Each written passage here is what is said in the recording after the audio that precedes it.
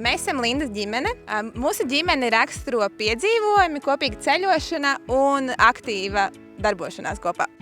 Brīvdienās parasti mēs dažkārt ieplānojam kaut ko kopīgi darīt, bet ir brīži, ka mēs spontāni domājam, skaists laiks, brauksim pie dabas, vai arī, ja mēs ieraugam kādu foršu piedāvājumu, tad mēs pārsvarā to izmantojam un piedalāmies dažādās sporta pasākumos. Tas ir tā, ka mums tāds atelpas brīdis ir. Mēs tad esam visi kopā un esam kopā viens ar otru. Tā ikdienā ir viena skriešana, katram uz saviem pulciņiem, bet tad brīvdienās tad mēs esam tas laiks, kad mēs esam kā ģimene kopā. Mēs noteikti no sirds ieteiktu citiem arī atrast to brīvo laiku kopā, ko pavadīt ar ģimeni, jo tieši tas laiks veido tos piedzīvojumus un tās atmiņas īstās, kas pēc tam paliek.